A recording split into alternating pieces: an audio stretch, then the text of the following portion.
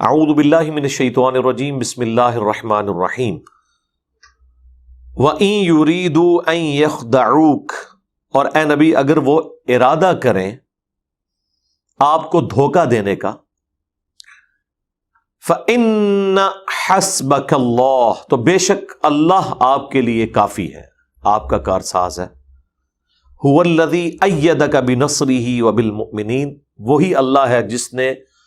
آپ کے ہاتھ مضبوط کیے اپنی طرف سے مدد فرما کر اور مومنین کے ذریعے۔ ظاہر اس باب میں ظاہر ہے صحابہ کرام اہل بیت آپ کے ساتھ اٹیچ تھے۔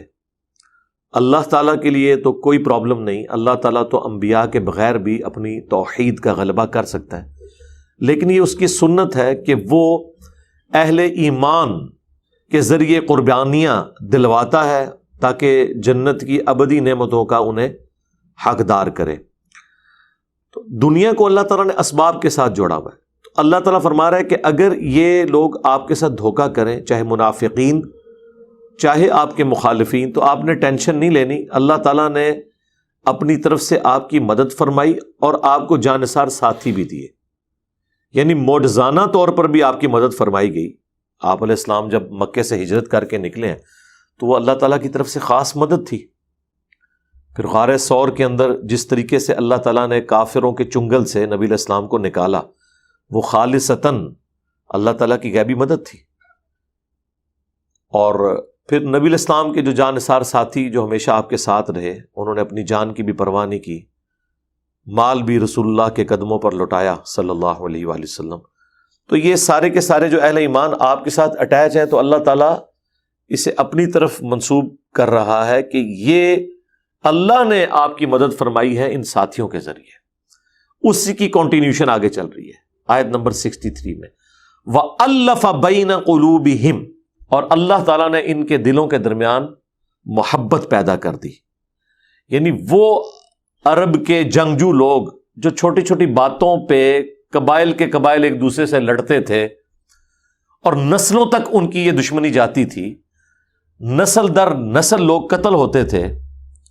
اب اسلام کی برکت سے وہ اس طرح اکٹھے ہو گئے کہ ایک دوسرے کی غلطیوں سے درگزر کرنا، الٹا ان دشمنوں کی خاطر اپنی جان دینے کے لیے اب تیار ہو جانا، اللہ کی نسبت کی وجہ سے، اس دین کی سربلندی کی خاطر۔ یہ اللہ تعالیٰ نے اپنی طرف منسوب کیا کہ اسلام وہ دولت ہے جس کی وجہ سے اللہ تعالیٰ نے ان میں یونٹی پیدا کر دی، ان کے دلوں میں جو ایک دوسرے کے خلاف نفرت تھی اس کو محبت میں بدل دیا۔ لو انفقت ما فی الارض جمیعا، اور اگر اے نبی تم زمین میں جتنا مال ہے یہ خرچ کر دیتے، ما الفت بین قلوبہم، تب بھی ان کے درمیان الفت نہیں پیدا کر سکتے تھے، پیسہ خرچ کے بھی وہ محبت نہیں پیدا ہو سکتی تھی ان دشمنوں کے درمیان، جو اللہ تعالیٰ نے دین اسلام کی برکت سے آپس میں ان کے لیے محبت پیدا کر دی۔ وَلَٰكِنَّ اللَّهَ أَلَّفَ بَيْنَهُمْ، بلکہ یہ تو اللہ ہے جس نے ان کے درمیان الفت پیدا کر دی، محبت پیدا کر دی۔ إِنَّهُ عَزِيزٌ حَكِيمٌ، بے شک اللہ تعالیٰ غالب ہے، حکمت والا ہے۔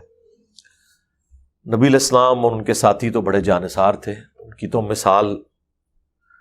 یعنی انسانیت کو ناز ہے ایسے لوگوں کے اوپر۔ آج بھی آپ حق کے لیے آواز بلند کریں تو اللہ تعالیٰ نے اس دنیا کو نیک روحوں سے خالی نہیں چھوڑا ہوا، ہر زمانے میں جانثار لوگ کھڑے ہو جاتے ہیں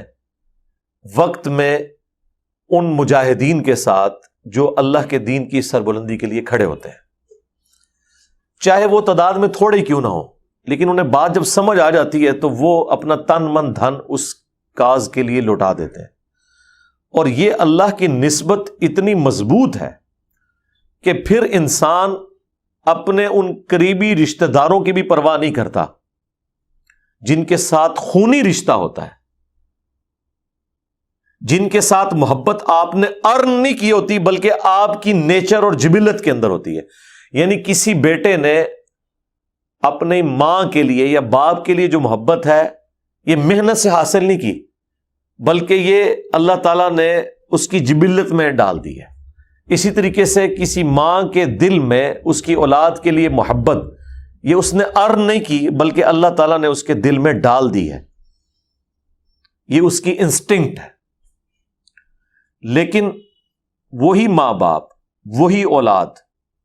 اگر اللہ کی نافرمان ہو، اللہ کی باغی ہو، تو وہی محبت کرنے والے لوگ جن کی دوستی اور دشمنی کا معیار اللہ کی ذات ہوتی ہے،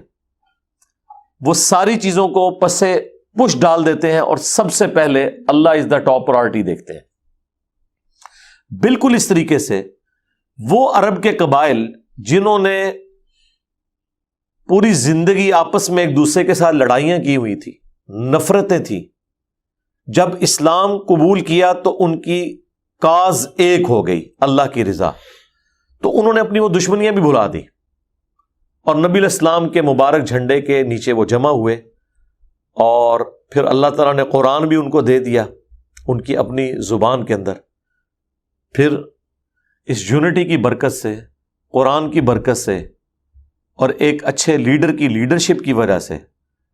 ان عرب کے بدوؤں کو اللہ تعالیٰ نے دنیا کا امام بنا دیا۔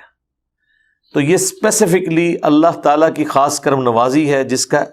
اللہ تعالیٰ احسان نبی علیہ السلام کے اوپر بیان کر رہا ہے کہ یہ ہم نے کیا ہے، اگر تم زمین کی ساری دولت بھی خیرات کر دیتے نا، تمہیں جانثار ساتھی نہ ملتے، یہ اسلام کی برکت، اللہ کے ساتھ جو کمٹمنٹ ہے اس کی وجہ سے۔